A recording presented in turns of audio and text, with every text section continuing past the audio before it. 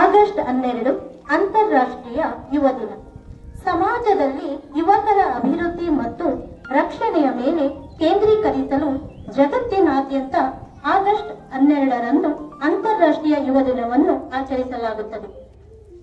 ಅಂತಾರಾಷ್ಟ್ರೀಯ ಯುವ ದಿನವು ಯುವ ಪೀಳಿಗೆಯ ಸಾಧನೆಗಳನ್ನು ಆಚರಿಸುತ್ತದೆ ಮತ್ತು ಅವರು ಎದುರಿಸುತ್ತಿರುವ ಸವಾಲುಗಳನ್ನು ಗೌರವಿಸುತ್ತದೆ.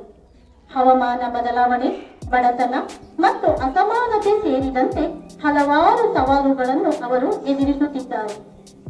ಯಾವುದೇ ಒಂದು ದೇಶವು ಪ್ರಗತಿ ಹೊಂದಬೇಕಾದರೆ ಆ ದೇಶದ ಯುವಕರ ಕೊಡುಗೆ ಅತ್ಯಂತ ಮಹತ್ವದಾಗಿದೆ. ಹಾಗಾಗಿ ಸಮಾಜದ ಮತ್ತು ರಾಷ್ಟ್ರದ ಅಭಿವೃದ್ಧಿಯ ಕಾರ್ಯಕ್ರಮಕ್ಕೆ ಅವರ ಕೊಡುಗೆ ಮಹತ್ವದಾಗಿದೆ.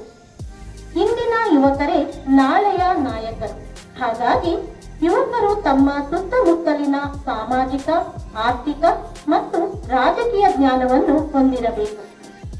ಅಂತಾರಾಷ್ಟ್ರೀಯ ಯುವ ದಿನವನ್ನು ಪ್ರತಿ ವರ್ಷವೂ ಆಗಸ್ಟ್ 12ರಂದು ಆಚರಿಸಲಾಗುತ್ತದೆ.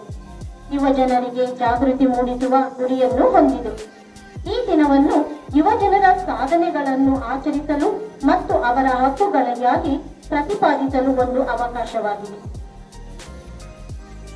ಹಾಗಾದರೆ ಅಂತಾರಾಷ್ಟ್ರೀಯ ಯುವ ದಿನದ ಇತಿಹಾಸವೇನು?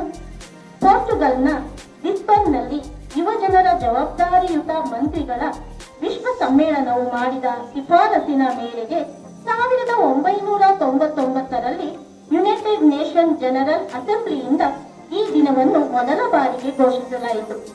ಈ ದಿನವು ಯುವ ಜನರ ಸಾಧನೆಗಳನ್ನು ಆಚರಿಸಲು ಮತ್ತು ಅವರ ಹಕ್ಕುಗಳಿಗಾಗಿ ಪ್ರತಿಪಾದಿಸಲು ಒಂದು ಅವಕಾಶವಾಗಿದೆ. ಅಂತಾರಾಷ್ಟ್ರೀಯ ಯುವ ದಿನವನ್ನು ಹೇಗೆ ಆಚರಿಸುವುದು?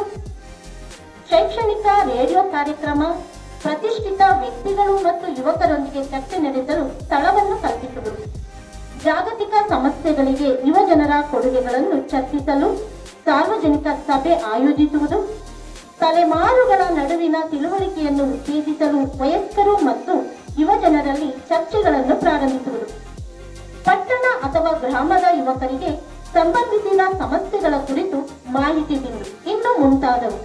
ಕೊನೆಯಲ್ಲಿ ಅಂತಾರಾಷ್ಟ್ರೀಯ ಯುವ ದಿನವು ಯುವ ಜನರ ಸಾಧನೆಗಳನ್ನು ಆಚರಿಸಲು ಮತ್ತು ಅವರು ಎದುರಿಸುತ್ತಿರುವ ಸವಾಲುಗಳ ಬಗ್ಗೆ ಜಾಗೃತಿ ಮೂಡಿಸುವ ಸಮಯವಾಗಿದೆ. ವಂದನೆಗಳು.